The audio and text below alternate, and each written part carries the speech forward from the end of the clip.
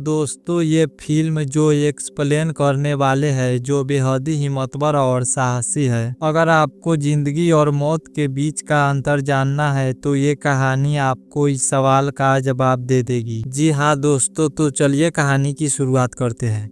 कहानी के शुरुआत में हम कुछ फाइटर प्लेन्स देखते हैं जो हमला करने जा रहे थे और तभी जापानी सेना अमेरिकन सेना के लड़ाकू विमानों पर हमला शुरू कर देती है। लेकिन किसी तरह से बचकर अमेरिकन सोल्जर फाइनली अपने टारगेट पर बम गिरा देते हैं। और दोस्तों, यहाँ से सीन शिफ्ट होता है और एक छोटे से बच्चे को दिखाया जाता है जिसका नाम लुइस है। जब लुइस छोटा था तब वो बहुत शैतान था, वो बहुत शैतानी करता, वो दारू पीता, सिगरेट पीता, चोरियां करता। इस वजह से उसके पेरेंट्स, उसके पड़ोसी, आसपास के सब लोग बहुत परेशान थे। जब उसके माँ बाप को इस बारे में पता चलता है तो उसके पिता उसकी खूब पिटाई करते हैं। लेकिन लुइस की माँ ये जानती थी कि उसे इन सब से कोई फर्क नहीं पड़ने वाला, इसीलिए वो ईश्वर से लुइस को सुधारने के लिए प्रेयर करती है। लेकिन वही दूसरी तरफ उसका बड़ा भाई जिसका नाम पीट है, वो एक एथलीट बनना चाहता था। और जब वो अपनी रनिंग की प्रैक्टिस कर रहा था तब लुइस उसी ग्राउंड में छुपकर शराब पी रहा था। पर एक आदमी उसे देख लेता है और वो उनसे बचकर वहां से बहुत तेज भागता है। उसी वक्त उसका भाई जो ग्राउंड में रनिंग कर रहा होता है वो उसे भागते हुए देखकर हैरान हो जाता है। तब पीट नोटिस करता है कि लुइस काफी तेज स्पीड से भाग सकता है। पीट उसके पास जाकर उसे रनर बनने के लिए मोटिवेट करता है और कहता है कि तुम एक अच्छे रनर बन सकते हो। लेकिन लुइस बोलता है कि मैं तुम्हारे तरह नहीं हूँ, मैं नहीं कर सकता, मुझे अपने आप पर भरोसा नहीं है। पीट बोलता है कि तुम ये क्या कह रहे हो, मुझे तुम पर भरोसा है, तुम कर सकते हो। और उसका भाई हौसला बढ़ाता है और भरोसा दिलाता है कि तुम झेल सकते हो तो खेल सकते हो। जिसके बाद उसे प्रैक्टिस करवाना चालू कर देता है और इसी के साथ लुइस हर रोज अपनी प्रैक्टिस करता है। और कुछ समय बाद लुइस के स्कूल में एक रेसिंग कंपटीशन होता है जिसमें लुइस भी हिस्सा लेता है। शुरू में तो लुइस बहुत पीछे होता है, लेकिन तभी उसका भाई उसे बोलता है कि बेवकूफ तेज दौड़ो, और ये सुनकर लुइस का ईगो हर्ट हो जाता है। इसी वजह से लुइस पूरी रफ्तार से भागना चालू कर देता है। इतना तेज भागते देखकर उसका कोच भी हैरान हो जाते हैं और बहुत अच्छी रनिंग के वजह से ये रेस जीत जाता है। अगले पल दिखाया जाता है कि लुइस रनिंग के प्रैक्टिस कर रहा है और उसका भाई साइकिल पर उसके पीछे होता है। लुइस तेज भागना चालू करता है और भागते भागते वो बड़ा हो जाता है। अब बड़े होके एक और रेस में भाग लेता है और इस रेस में जो जीतेगा उसे ओलंपिक में हिस्सा लेने का मौका मिलेगा। और अब रेस शुरू होता है। इस रेस को जीतने के लिए लुइस अपनी पूरी जान लगा देता है इसमें भागने के लिए, और तभी दूसरे रनर उसे गिराने की कोशिश करता है। लेकिन लुइस हार नहीं मानता, वो साइड हटकर अपनी पूरी ताकत के साथ और तेज दौड़ता है और सभी को पीछे करके रेस जीत जाता है। बता दूं दोस्तों, लुइस इतनी तेज दौड़ता है कि वो एक रिकॉर्ड कायम कर लेता है। वो 4 मिनट 7 सेकेंड का। आज तक के अमेरिका के इतिहास में कोई भी हाई स्कूल का बच्चा इतना कम समय में नहीं दौड़ पाया था। तो लुइस का ये एक रिकॉर्ड होता है। इसी के साथ उसका ओलंपिक में सिलेक्शन हो जाता है। जब वो ट्रेन से ओलंपिक के सफर में जा रहा होता है तो अपने भाई से बोलता है कि तुम भी मेरे साथ चलो। तो उसका भाई मजाक में बोलता है कि भला मैं क्यों जाऊं, तुम तो जीतने वाले तो हो नहीं। लुइस कहता है मुझे भी पता है, लेकिन अगले ओलंपिक में मैं जीत के जरूर आऊंगा। ये बोल के ट्रेन में बैठ जाता है और जाते जाते उसका भाई बोलता है कि दर्द की एक पल की कीमत जीवन भर की महिमा होती है। यानी कि जिंदगी में कभी ऐसे पल आते हैं जहां इंसान टूट जाता है और हार मान लेता है। अगर इंसान उस पल हार ना माने, अपने ऊपर विश्वास बनाए रखे, तो ये शर्तें पूरी जिंदगी बदल देती है। ये बोल के ओलंपिक के सफर में चला जाता है और वहां पहुंचने में उसकी रेस शुरू हो जाती है। मगर दूसरे खिलाड़ी लुइस से काफी स्ट्रांग थे जो हर राउंड के बाद लुइस से आगे निकलते जा रहे थे और इसकी रेस को पूरी फैमिली रेडियो पर सुन रहे थे और ये सुन काफी उदास हो जाते हैं। लेकिन वो कहते हैं ना कि उम्मीद पर ही पूरी दुनिया कायम है। जैसे ही लास्ट लैंप आता है तो लुइस को अपनी भाई की कही बात याद आती है। तो लुइस अपनी पूरी ताकत झोंक कर आखिरी राउंड में इतनी तेज दौड़ता है कि एक नया वर्ल्ड रिकॉर्ड लुइस लुइस अपने नाम कर लेता है। दोस्तों, आज से पहले इतने कम समय में आखिरी राउंड किसी ने भी कंप्लीट नहीं किया था और ये हुआ था 1936 के ओलंपिक में। यह देखकर पूरा स्टेडियम लुइस के नाम से गूंजने लगते हैं। दोस्तों, और सभी लोग बहुत ही खुश होते हैं। उसके मॉम, डैड, भाई, उनकी खुशी का कोई ठिकाना नहीं होता। और अब लुइस का सपना था कि अगला ओलंपिक जो 1940 में जापान में होने वाला था, जिसमें वो अपने देश के लिए मेडल जीत कर लाएगा। लेकिन यह सपना उसके लिए सपना ही रह गया था, क्योंकि 1939 में वर्ल्ड वॉर II शुरू हो गया था। इस वजह से 1940 का ओलंपिक रद्द हो गया। इसके बाद हम पहुंचते हैं सीधा 1943 में। इस समय वर्ल्ड वॉर II चल रहा था। बता दूं दोस्तों, अभी प्रेजेंट का टाइम है, पर इस समय अमेरिका और जापान के बीच लड़ाई चल रहा होता है, जहां पर हमें पता चलता है कि लुइस अब अमेरिकन सेना में बम्बार्डियर होता है और उसके साथ और भी सोल्जर होते हैं जो कि दुश्मनों के प्लेन पर अटैक कर रहे थे। उनका टारगेट होता है कि जापान के लैंप पर बम गिराना और उन्हें निस्तो नाबूद करना। और अमेरिकन सोल्जर बड़ी सावधानी से दुश्मनों पर बम गिराने लगते हैं। लेकिन जब लुइस बम गिराने लगता है तो बॉम्बे डोर, जिसे बम गिराने वाला दरवाजा कहते हैं, वो अटक जाता है। इसी दौरान उसके काफी सारे साथी जख्मी भी हो जाते हैं। इस वजह से उन्हें अब प्लेन को लैंडिंग करनी होगी। लेकिन यह लैंडिंग इतनी आसान नहीं है, क्योंकि उनका प्लेन काफी हद तक डैमेज हो चुका है। लेकिन पायलट पूरी कोशिश करता है और इसी दौरान उनका एक टायर भी फट जाता है। लेकिन फिर भी पायलट हिम्मत नहीं हारता। वो जैसे तैसे करके उसे लैंडिंग करा देता है और इसमें किसी को भी कुछ नहीं होता है। अगली सुबह देखते हैं कि लुइस अभी भी रनिंग कर रहा है और उसका दोस्त उसके पीछे से जीप में आ रहा होता है। इसी बीच कुछ और दोस्त आते हैं और बताते हैं कि ऑर्डर आया है, हमें कुछ लोगों को समुद्र में ढूंढने जाना है। वो लोग समुद्र में कहीं फंसे हुए हैं। अब उन्हें जाने के लिए नया प्लेन तो मिल चुका था, लेकिन उस प्लेन की हालत अच्छी नहीं थी, क्योंकि दूसरे प्लेन की रिपेयर करने के लिए इस प्लेन के अच्छे पार्ट को निकाला गया था। उनकी पूरी टीम उन्हें ढूंढ रहा होता है, लेकिन उनके खुद के प्लेन के हालात बहुत अच्छी नहीं है। तभी उनके प्लेन में टेक्निकल प्रॉब्लम आ जाता है। अब इनके पास कोई चारा नहीं था, तो प्लेन सीधा समुद्र के पानी में टकरा जाता है। जोरदार झटका लगने की वजह से प्लेन 2 हिस्सों में बिखर जाता है। लुइस एक मशीन गन के नीचे फंस चुका था, जिसमें पूरे पानी से भर गया था, लेकिन पूरी हिम्मत करके ऊपर आ जाता है और इस प्लेन में लुइस और 2 साथी को छोड़कर बाकी सभी लोग मारे जाते हैं।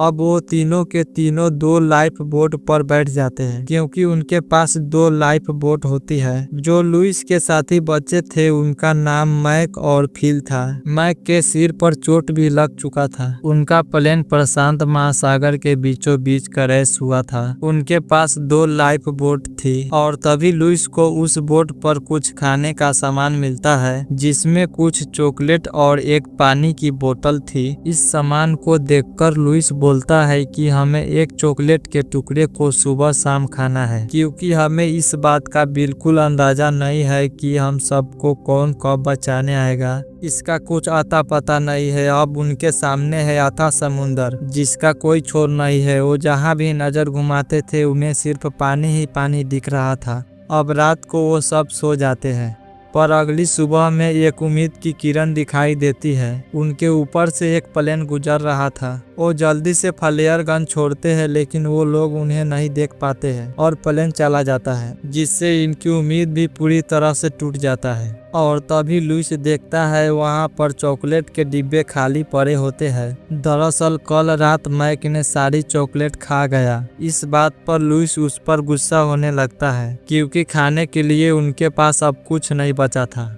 अब उन्हें समुद्र में फंसे हुए 3 दिन बीत जाते हैं और 3 दिन से भूखे प्यासे होने का असर उनके चेहरे पर दिखने लगता है। वो समुद्र का पानी भी नहीं पी सकता, क्योंकि समुद्र का पानी खारा पानी है। उसको पीने से तबीयत खराब हो जाती है। वो सब चुपचाप गुमसुम भूख प्यास के कारण लेटे होते हैं। तभी एक अल्बाट्रोस प्रजाति का एक समुद्री पंछी आकर उनके नाव पे बैठ जाता है। वो अपनी भूख मिटाने के लिए उस पंछी को पकड़ लेता है और वो उसको खाते हैं, लेकिन वो उन्हें हजम नहीं होता। वो सबको उल्टियाँ होने लगता है, क्योंकि दोस्तों ये एक कच्चा खाना है। और तभी फिल कहता है क्यों ना हम इस पंछी के चारे के तौर पर मछली को पकड़े। जिसके बाद एक एक करके मछलियाँ पकड़ते हैं और अपनी भूख मिटा रहे थे। ये खाना उनके लिए अच्छा तो नहीं था, लेकिन जिंदा रहने के लिए उन्हें काम चलाना पड़ेगा। दोस्तों आप भी सोच सकते हैं कि कच्ची मछली का टेस्ट कैसा होगा, लेकिन जब अपनी जान बचानी हो तो कुछ भी चलता है। अब रात को सब सो रहे थे, तभी समुद्र में भयंकर तूफान आ जाता है और बड़ी बड़ी लहरें उठने लगती है और उन सब को जिंदगी उनके हाथ से फिसलती हुई नजर आती है। ये बात सत्य है कि जब मौत नजदीक होती है तो जिंदगी की वैल्यू का पता चलता है। और उस पल लुइस ईश्वर से मन्नतें करते हैं कि ये लहरें तो आप ही करते हैं और इस लहर से आप ही बचा सकते हैं। हमारे हाथ में तो नहीं, आप ही कुछ कीजिए, हमें बचा ले। तभी उनकी ऊपर वाले सुन लेते हैं और इस तूफान से वो सब बच जाते हैं। और अगले पल वहाँ बारिश होने लगती है। बारिश देख के बहुत खुश होते हैं। इतने दिनों बाद वो सभी पेट भर कर पानी पीते हैं और पीने के लिए और कुछ पानी जमा भी कर लेते हैं। कुछ दिन बाद सबकी हालत बहुत ही खराब हो चुका था, लेकिन आज 27 दिन बाद उन्हें फिर से एक और प्लेन उसके ऊपर से गुजरता हुआ नजर आता है। वो उस प्लेन को सिग्नल देते हैं। पहले तो वो प्लेन वहां से चला जाता है, पर बाद में मुड़कर वापस आता है। उसे मुड़ता हुआ देखकर उनकी उम्मीद जाग जाता है, लेकिन ये प्लेन अमेरिका का नहीं बल्कि जापान का होता है, जिसके वजह से उनकी जान बचाने के बजाय वो इन पर गोलियों की बारिश कर देती है। अपनी जान बचाने के लिए वो तीनों पानी में कूद जाते हैं, मगर पानी में शार्क्स के हमले का भी डर था। लेकिन वो जापानी फाइटर प्लेन लगातार गोलियां चलाए जा रहे थे और इधर पानी में एक शार्क्स लुइस पर हमला करने के लिए आगे बढ़ती है, पर लुइस किसी तरह से बच जाता है। गोलियों के लगने के वजह से उनकी बोट में छेद हो जाते हैं। वो किसी तरह से एक बोट को तो रिपेयर कर लेते हैं, पर दूसरी बोट डैमेज हो चुकी थी। इसी दौरान उन पर शार्क्स के हमले भी होते हैं, लेकिन वो अपनी जान बचा लेते हैं। इसी तरह से कई दिन और बीत जाते हैं। अभी दोस्तों उन्हें समुद्र में पूरे 45 दिन बीत चुके थे। वो बहुत कमजोर हो चुके थे। अब मैक भूख, प्यास और मानसिक तनाव को बर्दाश्त नहीं कर पाता। अब उनकी जिंदा रहने की उम्मीद भी दम तोड़ने लगी थी और इन बदतर हालातों में मैक उन दोनों को हमेशा के लिए अलविदा कहकर मर जाता है। वो लोग बहुत उदास होते हैं और वो उनके शरीर को पानी में बहा देते हैं। मैक की मौत से वो दोनों अंदर से टूट चुके थे, जो अब अपनी अपनी मौत का इंतजार करने लगते हैं। पर ना तो जिंदगी हमारे हिसाब से चलती है और ना ही मौत। प्लेन क्रैश हुए 47 दिन बीत चुके थे, लेकिन उन दोनों की किस्मत में कुछ और ही लिखा था। कुछ दिन बीतने के बाद उन्हें इस कड़ी धूप में छाया दिखती है, लेकिन यह छाया उनके लिए एक नया अंधेरा लाने वाली थी, क्योंकि दोस्तों यह छाया पेड़ की नहीं बल्कि जापानीज शिप की होती है और इन्हें अरेस्ट कर लेता है। अब ये दोनों जापानीज के गिरफ्त में है। जापानीज लुइस और उसके दोस्त को एक कैंप में ले जाते हैं, जो कि जंगल के बीचों बीच में है। वहाँ का हेड लुइस को पहचान लेता है, क्योंकि उसके पास एक न्यूज़पेपर की कटिंग होती है। अखबार में छपी उसकी तस्वीर दिखाकर कहता है, मैं जानता हूँ कि तुम एक मशहूर ओलंपिक एथलीट लुइस जेम्फरिनी हो, जो तुम एक बम्बार्डियर हो। तुमने पिछले हमले में हमारी सेना को बहुत नुकसान किया था। दोस्तों ये वर्ल्ड वॉर का टाइम चल रहा है, तो अमेरिका और जापान के बीच लड़ाई चल रहा है। इस वजह से लुइस उनका दुश्मन है और दुश्मनी निकालने के लिए उसे अंधेरे कमरे में रखते हैं और बहुत ही मारते हैं। अगले दिन वो दोनों से कुछ इन्फॉर्मेशन लेने के बाद एक नया जापानीज कैंप में भेजा जाता है, जहां पर हजारों की तादाद में अमेरिकन सैनिक को गुलाम बनाकर रखा गया था। हम देखते हैं कि कैंप में चारों तरफ दहशत ही दहशत छाया होता है। सभी लोगों पर बहुत ही जुल्म किए जा रहे थे। इस कैंप का इंचार्ज कॉर्पोरल वतनामी होता है, जो कि अमेरिकन से सख्त नफरत करता है। वो सारे लोगों को कहता है कि तुम सारे अमेरिकन हो और अमेरिका हमारा दुश्मन है, इसीलिए तुम्हारे साथ वैसा ही सलूक किया जाएगा। और लुइस उसकी तरफ देख देख रहा होता है और सभी लोग नजरें झुकाए होते हैं, लेकिन लुइस की नजर उसकी तरफ होता है और कॉर्पोरल उसे देख लेता है। उसके पास जाता है, वो उसे कहता है कि लुक एट मी, यानी कि मेरी तरफ देखो। और जब लुइस उसकी ओर देखता है तो कॉर्पोरल उसे जोर से डंडा मारता है। इसके बाद 2-3 बार दोबारा बोलता है कि मेरी आंखों में देखो और लुइस को हर बार मारता है और लास्ट में बोलता है कि मेरी आंखों में कभी मत देखना। यहाँ पर पता चलता है कि यह कोई आम कैंप नहीं है, यहाँ अच्छे अच्छे लोग हिम्मत हार जाते हैं। और इसके बाद रात हो जाती है और सभी सैनिक सोने चले जाते हैं, लेकिन जहाँ वो सोते हैं वो बेहद ही बुरी होती है, वहाँ कोई जानवर भी नहीं रह सकता दोस्तों। लेकिन ये मजबूरी है, इसीलिए सभी सैनिक वहीं सो जाते हैं। और अगले दिन सुबह सबको ग्राउंड में बुलाए जाते हैं और इनका इंचार्ज आता है।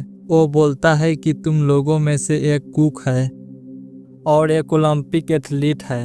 वो कहता है कौन है ओलंपिक एथलीट? लुइस अपना हाथ खड़ा करता है।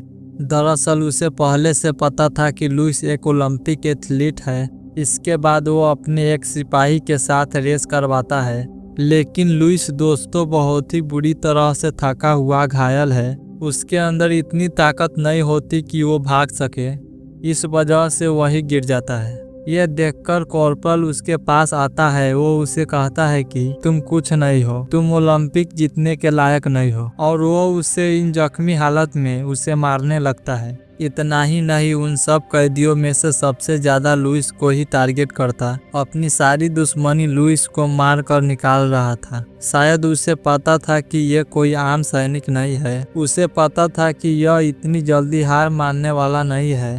एक बार लुइस और उसका दोस्त आसमान में अमेरिकन प्लेन और जापानीज प्लेन देख रहे होते हैं और आपस में बात करते हैं कि अमेरिकन प्लेन अब काफी नजदीक आ गए हैं, वो यहाँ पर किसी समय भी हमला कर सकते हैं। और उन्हें ऐसा बातें करते हुए कॉर्पोरल देख लेता है और फिर उन्हें आधी रात को नींद से उठाकर सबको मारना चालू कर देता है। उन्हें बहुत ही मारता है। अपनी साथियों की ऐसी हालत देखकर लुइस कहता है कि मैं कॉर्पोरल को जान से मार दूंगा, चाहे इसके बाद जापानी सैनिक मुझे गोलियों से ही क्यों ना भून दे। तो उसका साथी जो ये कमांडर था वो उसे समझाता है कि कॉर्पोरल को जान से मार देना उसकी असली हार नहीं होगी। उसकी असली हार तब होगी जब हम उसके अत्याचारों को सहते हुए जंग खत्म होने तक जिंदा रहे। तब कॉर्पोरल को एहसास होगा कि हमारा हौसला उसके अत्याचारों से कई ज्यादा मजबूत है और तब उसकी असली हार होगी। ये बात सुनकर लुइस अपना हौसला बढ़ाता है।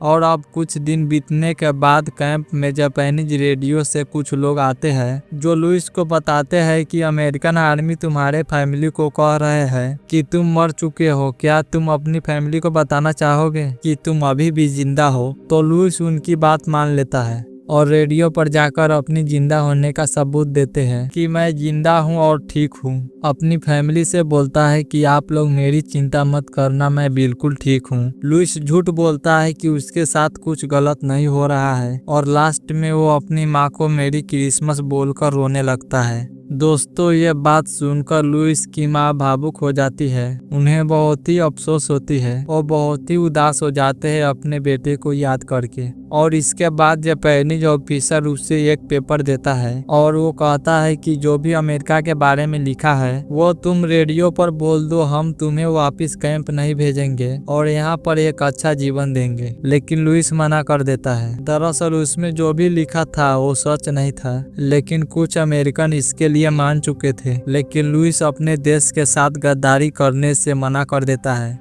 तो वापिस कैंप में भेज दिया जाता है और जहां उसका स्वागत कॉर्पोरल करता है वो उसे बोलता है कि मुझे पहले ही दिन पता चल गया था कि तुम मेरी ही तरह एक बहादुर जवान हो। हमने सोचा था कि हम दोनों एक अच्छे दोस्त बन सकते हैं, लेकिन ऐसा होगा नहीं क्योंकि तुम अमेरिकन हो और मुझे अमेरिकन लोगों से सख्त नफरत है। वो कहता है कि तुम्हारे अंदर बस एक ही कमी है, तुम किसी बात को नहीं मानते, लेकिन आज मैं तुम्हें सिखाऊंगा कि बात कैसे मानते हैं। इसके बाद वो लुइस को अमेरिकन सैनिक के सामने खड़ा करता है और सबको कहता है कि सारे कैदी सामने आकर लुइस को एक एक गुस्सा मारेंगे, लेकिन सभी कैदी मारने से मना कर देते हैं और तभी कॉर्पोरल फिल को लेकर आता है जो कि बहुत ही जख्मी हालत में थे और कॉर्पोरल इस जख्मी हालत में फिल को मारने लगता है। कॉर्पोरल बोलता है कि अगर तुमने इसे घुसा मारना शुरू नहीं किया तो मैं फिल को इतना मारूंगा कि मर जाएगा। लुइस घबराते हुए सबको कहता है कि आओ मारो मुझे, और ना चाहते हुए भी उन सब कैदी को ये करना पड़ता है। फिर सब कैदी एक एक करके उसके मुंह पर जोरदार मुक्का मारने लगते हैं। उस कैंप में सैकड़ों कैदी थे और अपने मुंह पर सैकड़ों मुक्का खाने के बाद लुइस बुरी तरह से जख्मी हो जाता है, लेकिन अपने दोस्त को मरने से बचा लेता है। दोस्तों, लुइस को इतना मुक्का लगा था कि वो खड़ा भी नहीं हो पा रहा था। अब कुछ दिन बाद ठंड का मौसम आ जाता है और कैंप में बर्फ गिरने लगता है। सारे कैदी इकट्ठा होकर कॉमेडी शो करते हैं जिससे वो थोड़ा सा हंस सके और कुछ पल के लिए अपने सारे दर्द को भुला सके। तभी वहाँ पर कॉर्पोरल आके लुइस के पास बैठ जाता है और कहता है कि मेरा इस कैंप से दूसरे कैंप में प्रमोशन हो गया है। ये सुनकर लुइस मन ही मन बहुत खुश हो जाता है क्योंकि अब कॉर्पोरल यहाँ से जा रहा है। अब कुछ दिन बीतने के बाद एक रात कैंप में बमबारी हो जाता है। इस बमबारी में काफी कैदी और कुछ जापानीज सैनिक मारे जाते हैं। उनका कैंप भी अब रहने लायक नहीं था, पूरी तरह से जल गया था। इस वजह से अगली सुबह एक दूसरे कैंप में शिफ्ट किया जा रहा था जो कि अमोरी में था। जब ये लोग वहां पहुंचते हैं तो सारे कैदी एक लाइन में खड़े होते हैं और तभी वहां का इंचार्ज आता है जो कि कोई और नहीं बल्कि कॉर्पोरल था। और ये देखकर लुइस का जमीन तले पैर लड़खड़ा जाता है। वो गिरने ही वाला होता है कि उसका एक साथी उसे संभाल लेते हैं। लुइस समझ गया था कि अब कॉर्पोरल फिर से जीने नहीं देगा। इसके बाद हम उस कैंप को देखते हैं जो कि पिछले कैंप से भी बदतर होता है। यहाँ पर जो भी कैदी थे वो बहुत ही कमजोर और जख्मी थे, लेकिन इसके बावजूद भी उनसे काम करवाया जा रहा था। कोयले को नाव में लोड करना था सभी को। एक दिन लुइस जब काम कर रहा होता है तो जापानीज सैनिक उसे धक्का दे देता है जिससे वो नीचे गिर जाता है। लुइस के पैर में बहुत ही कस के चोट लग जाता है, मतलब कि सभी कैदियों पर बहुत ही जुर्म किए जा रहे थे। लेकिन लुइस गिरने के बाद भी हिम्मत नहीं हारता, वो फिर से उठ जाता है और काम करने लगता है। कुछ दिन बीतने के बाद सभी का हालत बहुत ही खराब होने लगता है। वो सभी बहुत ही कमजोर पड़ रहे थे। सभी का हालत ऐसा हो गया था कि जीते जी मौत नजर आ रहा था। लेकिन कब तक कोई भी इंसान बिना थके बिना आराम किए दिन भर काम करता है। और ऐसे ही लुइस काम करते करते थक जाता है तो थोड़ा आराम करने लगता है और आराम करते हुए देखकर जापानीज सैनिक लुइस को कॉर्पोरल के पास ले जाता है और कहता है कि ये काम नहीं कर रहा है। बताओ तो दोस्तों, ये सीन इस मूवी का सबसे बड़ा बेस्ट सीन है क्योंकि जब आप मूवी के पोस्टर को देखेंगे तो उस पोस्टर में इसी सीन का फोटो है। कॉर्पोरल उसे कहता है कि ये सामने जो लकड़ी रखी हुई है उसे उठाओ जो कि बहुत ही भारी होती है। लुइस इस हालत में नहीं था कि वो इस भारी चीज को उठा सके, लेकिन वो बड़ी मुश्किल से उसे उठा लेता है और कॉर्पोरल उसे कहता है कि अपने सर के ऊपर करो। कैसे भी करके लुइस अपने सर के ऊपर कर लेता है। फिर वो अपने सोल्जर से कहता है कि अगर इसने लकड़ी नीचे करी तो गोली मार देना। थोड़ा देर हो जाता है, अब धीरे धीरे करके वो लकड़ी नीचे आने लगता है जिसे देख सारे कैंप में सन्नाटा छा जाता है। ऐसे ही काफी समय बीत जाता है और एक पल ऐसा आता है जब सब कैदी अपना अपना काम छोड़कर लुइस को ही देख रहे थे कि क्या ये लुइस को मार देंगे। और तभी लुइस को अपने भाई की कही बात याद आता है कि जिंदगी में कुछ भी हो जाए कभी भी अपने ऊपर से विश्वास मत खोना। लुइस भी एक ओलंपिक रनर है दोस्तों, इतनी आसानी से कैसे हार मान सकता है। लुइस पूरी हिम्मत के साथ वो तख्ता सर के ऊपर ले जाता है। वो कॉर्पोरल की आंखों में आंखें डालकर जोर से चिल्लाता है। उसकी आवाज शेर की दहाड़ की तरह ही ताकतवर थी, जिसके हिम्मत के सामने कॉर्पोरल का खौफ कमजोर पड़ गया था, जो किसी पहाड़ के पास पड़े एक मामूली से पत्थर की तरह लग रहा था। कॉर्पोरल उसे आंखें झुकाने के लिए कहता है, पर लुइस बिना किसी डर के उसकी ओर देख रहा होता है। कॉर्पोरल शुरू से लेकर अब तक लुइस को शारीरिक और मानसिक रूप से तोड़ने की हर संभव कोशिश में लगा था, लेकिन लुइस ने अपनी असाधारण ताकत और बेशुमार हिम्मत से बुरी तरह से हरा दिया था। उसे उसने यह साबित कर दिया था कि a moment of pain is worth a lifetime of glory, यानी कि एक क्षण का दर्द पूरे जीवन के सम्मानने के योग है। और ये मूवमेंट उसकी लाइफ की सबसे इम्पोर्टेंट मूवमेंट थी, क्योंकि उसने अपने सबसे बड़े डर मौत के डर पर भी काबू पा लिया था। कॉर्पोरल खुद को बेइज्जती महसूस करने के बाद भागते हुए उसके पास आता है और उसे मारना शुरू कर देता है, लेकिन लुइस फिर भी उसके आंखों में देखता जा रहा था। इसी बीच उसे अपनी ट्रेनिंग के दिन याद आने लगते हैं। कॉर्पोरल उसे जब तक मारता है तब तक कि लुइस बेहोश न हो जाए। वो भी आखिर में उसे मारते मारते थक जाता है और वहीं बैठ जाता है। अब लुइस के अंदर इतनी भी हिम्मत नहीं बची थी कि वो उठकर सोने जा सके। वो पूरी रात वहीं पड़ा रहता है। फिर कुछ दिन बीतने के बाद जापानीज ऑफिसर सभी कैदियों से कहता है कि जल्दी युद्ध खत्म होने वाला है और वो सबको नदी के पानी में नहाकर साफ सुथरा होने के लिए कहता है। सभी कैदी समझ जाते हैं कि जापानीज उन्हें नदी के पानी में डुबोकर मारने वाले हैं, लेकिन ये लोग कुछ नहीं कर सकते थे क्योंकि जापानियों के पास बंदूकें थी। इसके बाद सारे कैदी नदी की तरफ आगे बढ़ते हैं। उन्हें डर लगता है कि अब ये हमें मार देंगे। अब जब सबके सब नदी में खड़े होते हैं तभी उनको एक हवाई जहाज आता हुआ नजर आता है। जब वो करीब आता है तो सभी खुशी के मारे झूम उठते हैं क्योंकि वो जहाज अमेरिका का था। उसे देखकर सभी कैदी समझ जाते हैं कि जंग खत्म हो चुका है और वो सभी आजाद हो चुके हैं। ये देखकर दोस्तों आपको भी लग रहा होगा कि ये आंसू खुशी का नहीं बल्कि ये आंसू तो अमृत का है। जब कोई इंसान सालों भर अंधेरे में रहा और सालों बाद उजाला देखता है तो उसके लिए ये तो खुशी नहीं बल्कि ये तो अमृत का खुशी है। इस पर हमें एक सुनी हुई शायरी याद आ गई। तू भोर का पहला तारा है, परिवर्तन का एक नारा है, ये अंधकार कुछ पल का है, फिर सब कुछ तुम्हारा है, फिर सब कुछ तुम्हारा है। वो प्लेन उनके लिए राहत सामग्री लेकर आए थे जिसमें खाने पीने के साथ साथ वॉर खत्म होने के न्यूज आर्टिकल भी लाए थे। अब सारे के सारे खुश है और सबके सब एंजॉय कर रहे हैं, लेकिन वही लुइस जो कि अभी भी सोच में होता है कि आखिर कॉर्पोरल उससे इतना नफरत क्यों करता था। ये जानने के लिए कॉर्पोरल के कैबिन में जाता है, लेकिन तब तक कॉर्पोरल वहां से जा चुका था। लुइस वहीं बैठ जाता है और उसके बचपन के फोटो को देखने लगता है। लुइस के मन में बहुत सारे सवाल थे जिनके जवाब अभी भी अधूरे थे। वो गहरी सोच में था जो कॉर्पोरल के बचपन के तस्वीर को देख रहे थे। फाइनली दोस्तों लुइस अपने देश अमेरिका आता है और आते ही सबसे पहले अपनी मिट्टी को चूमता है और फिर अपने परिवार को गले लगाकर रोने लगता है। इसी के साथ यह कहानी यहीं खत्म हो जाती है। दोस्तों ये फिल्म एक सच्ची कहानी पर आधारित है। कहानी के आखिर में हमें लुइस जैम्फिरिनी की सच्ची रियल फोटो दिखाई जाती है और यह भी बताया जाता है कि उन्होंने 1946 में शादी भी कर ली थी, जिसके बाद उनको 2 बच्चे हुए। और लुइस का दोस्त फिल जिसको भी मूवी में देखा था वो भी बच गया और उन्होंने भी शादी कर ली थी। और कॉर्पोरल जिसको द वर्ड नाम का टैग दिया गया था वो कई सालों तक कहीं छुपा रहा, उसके बारे में किसी को कुछ पता नहीं चला वो कहाँ गया। अब दोस्तों कई सालों बाद लुइस वापस जापान गया कॉर्पोरल से मिलने के लिए, लेकिन वो उनसे नहीं मिला। आखिर में बताया जाता है कि लुइस जैम्फिरिनी ने आखिरकार अपना दोबारा से ओलंपिक में दौड़ने का सपना पूरा करा, वो भी 80 साल की उम्र में। यह देख के आपको एक लाइन याद आ गई होगी कि रिकॉर्ड बनते हैं टूटने के लिए और सपने देखे जाते हैं पूरे करने के लिए। तो आपको ये फिल्म कैसी लगी नीचे कमेंट करके बताइएगा। अगर इसी तरह के और फिल्म देखना चाहते हैं तो नीचे कमेंट करके जरूर बताइएगा। मिलते हैं आपसे अगली वीडियो में। Thank you so much watching.